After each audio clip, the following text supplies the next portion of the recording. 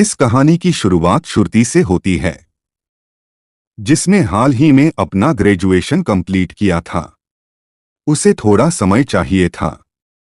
अपने आने वाले जीवन के बारे में उसे समझ नहीं आ रहा था कि अब आगे वह किस फील्ड में शुरुआत करें। दोस्तों, आप हमारा वीडियो तो देखते हैं पर लाइक और सब्सक्राइब नहीं करते। हम बहुत मेहनत से वीडियो बनाते हैं, इसलिए लाइक और सब्सक्राइब जरूर करें। एक दिन की बात है, श्रुति अपने घर से निकलकर पास के एक पार्क में जा रही थी। सामने एक लड़का आता हुआ दिखाई दिया। दोनों की नजरें मिली। श्रुति ने उसकी आंखों में देखा। श्रुति को वह लड़का थोड़ा अजीब लगा, क्योंकि उसकी आंखों का रंग गुलाबी था। श्रुति उसे देखकर हंस पड़ी और मन ही मन सोचने लगी कि आजकल के लड़कों का अपना खुद का फैशन है। भला गुलाबी लेंस आंखों में कौन लगवाता है? कितने भड़कीले हैं। खैर, श्रुति ने अपना ध्यान वहां से हटाया। वहां जाकर अपनी बेंच पर बैठ गई। पार्क में खेल रहे बच्चों को देख रही थी। वहां की ठंडी ठंडी हवा उसे बहुत ही अच्छी लग रही थी। श्रुति यह सब देखते हुए अपना ध्यान वापस से अपने घर की तरफ ले जाती है और मन ही मन सोच रही थी, रात को हमारे घर में कुछ लड़ाई झगड़ा हो रहे थे।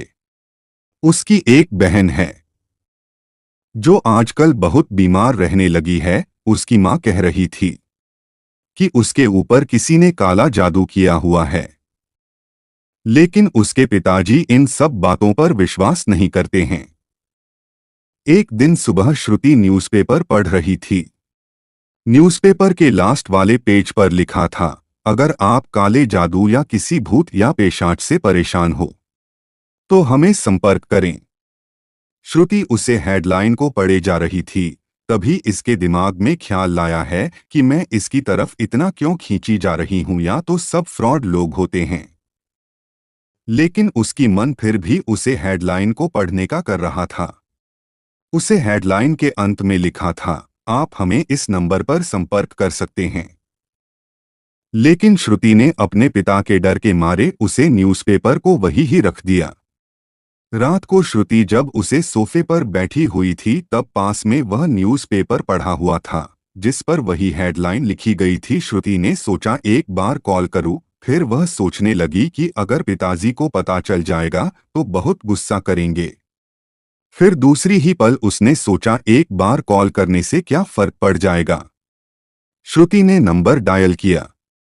तभी उधर से आवाज आई, कहिए, हम आपकी क्या मदद कर सकते हैं। श्रुति ने सारी बातें बताई। तब उन्होंने अपना एड्रेस दिया। श्रुति दूसरे दिन उनके बताए हुए पते पर पहुंची। श्रुति ने अपने चारों तरफ देखा तो वो सुनसान जगह पर थी जहां पर कोई इंसान नजर नहीं आ रहा था। सामने एक पुराना घर था जिसकी दीवारें पुरानी काली पड़ चुकी थी। मकान की दीवारें भी गिरने जैसी हो रही थी। श्रुति ने मन ही मन सोचा, क्या यह लोग फ्रॉड तो नहीं है? कोई लूटने वाले तो नहीं जिनका खुद का मकान ऐसा है? वह क्या मदद करेंगे? श्रुति यहाँ सब सोच रही थी कि पीछे से किसी ने आकर उसके कंधे पर हाथ रखा। श्रुति डर के मारे सहन गई। तभी वह इंसान बोला, डरो मत, अंदर आ जाओ। श्रुति मन ही मन सोचने लगी कि मैंने अपनी जान का खुद ब खुद निमंत्रण दिया है। श्रुति तू तो गई, वह मन में सोचने लगी। तभी वह अंदर जाती है तो वह अंदर का नजर देखकर चौंक जाती है। वहां खोपड़ी के कंकाल और खून बिखरा पड़ा हुआ था, जहां पर बीचों बीच एक इंसान बैठा हुआ था जो लगातार मंत्र पढ़ा जा रहा था। श्रुति का पसीना छूटा जा रहा था।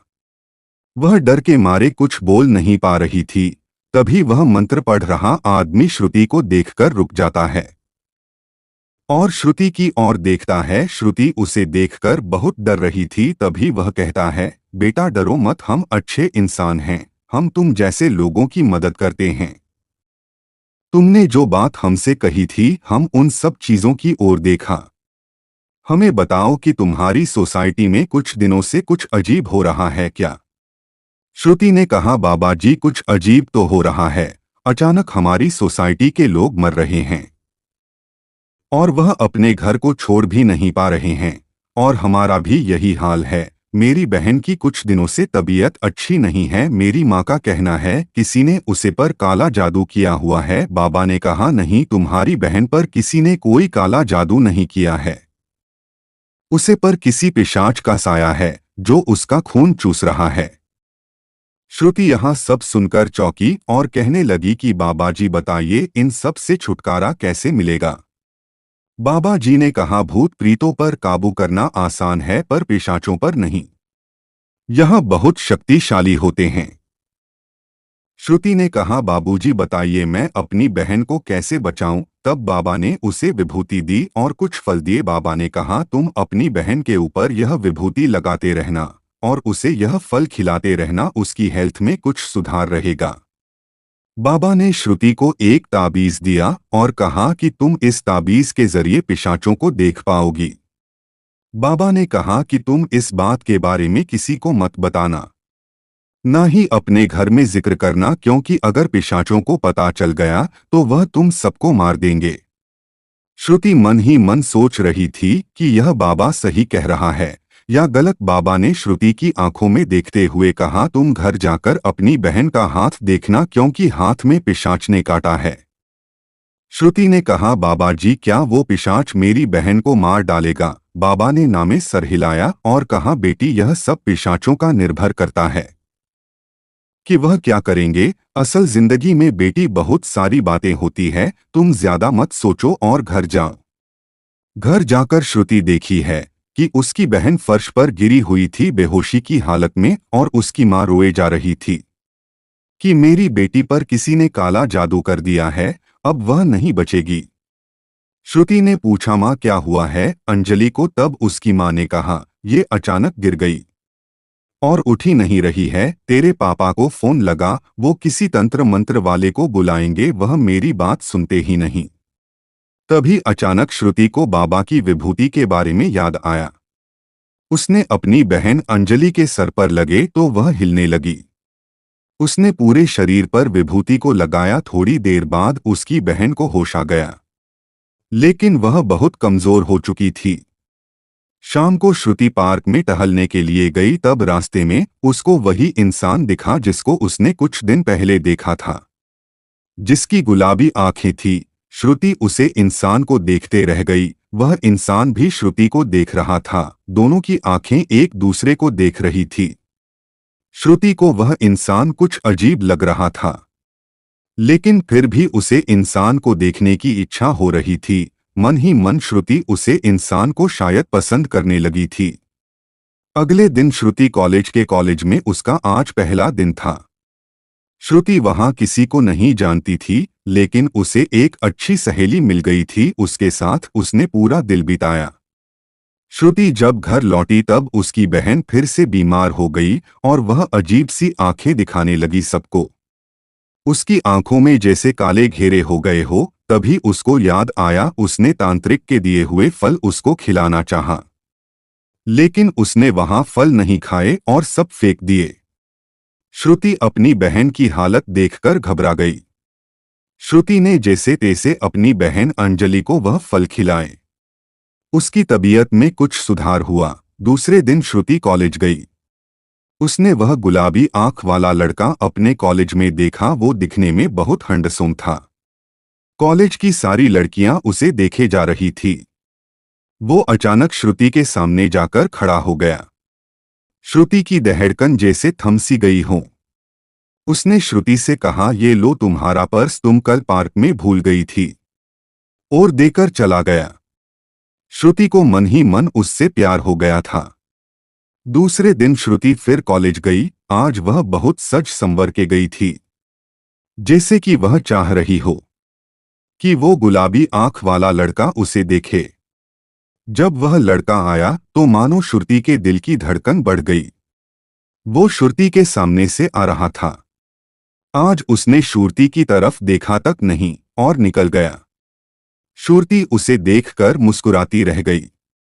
श्रुति ने उससे बात करना चाहा पर उसने नहीं की। श्रुति कॉलेज खत्म होते ही घर चली गई।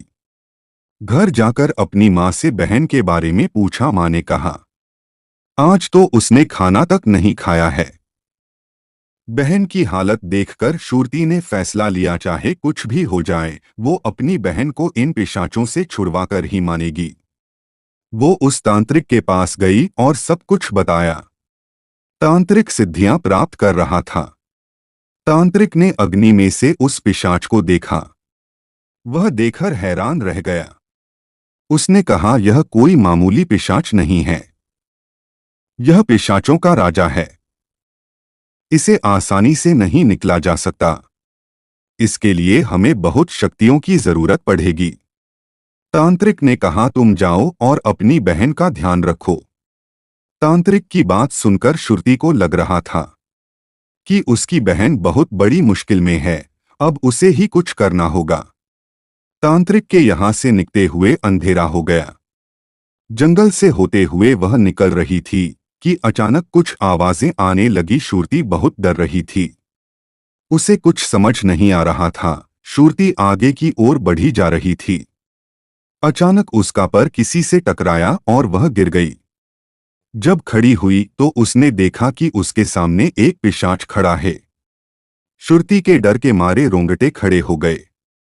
उसे कुछ समझ नहीं आ रहा था कि अब वह क्या करे। वह पिशाच उसके सामने खड़ा हो गया। श्रुति ने सारे होश खो दिए और वह बेहोश हो गई। जब उसकी आंखें खुली तो उसने देखा उसके सामने वो गुलाबी आंखों वाला लड़का खड़ा है। श्रुति ने पूछा, तुम यहाँ? तब उस लड़के ने कहा, मैं यह से गुजर रहा था। मैंने किसी के चीखने की आवाज सुनी तो मैं आ गया। लड़के ने श्रुति को गोद में उठा रखा था। दोनों एक दूसरे की आंखों में देख रहे थे, जैसे दोनों एक दूसरे से कुछ कहना चाह रहे हों।